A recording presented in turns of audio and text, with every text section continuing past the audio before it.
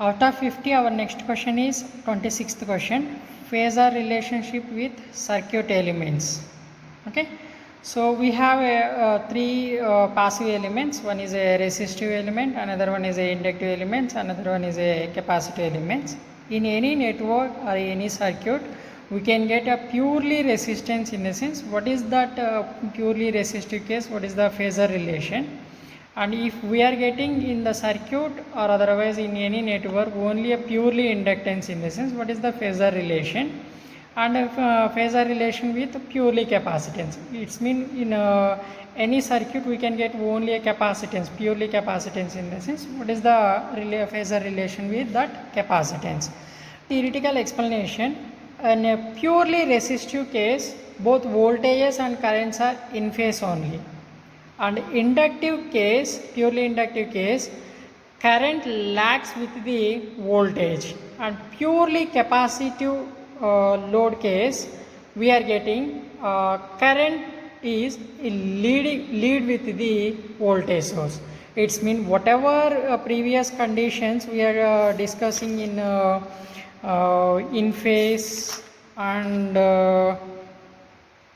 lagging and leading, these three are we are learning in a sense, then it will be a very easy for these three, because in phase that one applicable for resistance, lagging is applicable for inductance, lagging current, and leading current is applicable for capacitance. Okay, it's mean previous three questions you will you learn, then these three are very easy. But the difference is compared to previous in phase and lagging and leading, and here we are drawing extra one circuit only. That's it. Remaining formulas and waveform, phasor diagram, everything is same. In previous questions, in phase and lagging and leading, definitions and waveforms and phasor diagrams. Okay, you remember always. First we will go for phasor relation with pure resistance.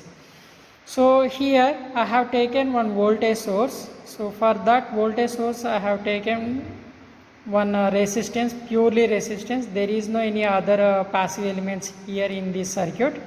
So across this resistance, drop voltage is VR. Okay, the flow of current is I. We are taking whatever the formulas we are taking in previous condition, in phase and lagging and leading, the same formulas we are writing here. V is equal to Vm sin omega t. Okay, that one is the AC voltage, and the current we are going to take I is equal to V by R according to Ohm's law. So already we know that V is Vm sin omega t by resistance R. Here I is equal to Im sin omega t. So here Vm by R is a Im, small Im. Okay, that one is a maximum current. Im is equal to Vm by R. Okay, so this is the formula. So in phase also you got the same formulas. Remember, this is only in phase, no? So V equal to Vm sin omega t, I equal to Im sin omega t. Okay, the same formulas we got here.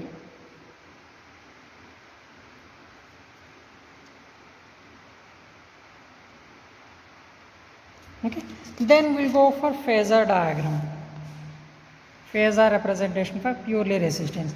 So you remember, in a purely resistive case, both voltage and currents are in phase only. It's mean where voltage started, from that point only current also started. So here voltage start from 0 point, the current also start from 0 point. These two are voltage, these two are at one particular point, and at 90 degrees only these two voltage and currents are very peak value only. So that one we can mention in same phase line only. This is the phasor diagram. The same phasor diagram you got in phase also. Is there any change here? Nothing. In phase also the same. So in phase, in a sense, in phase we can get only a purely resistive load conditions only.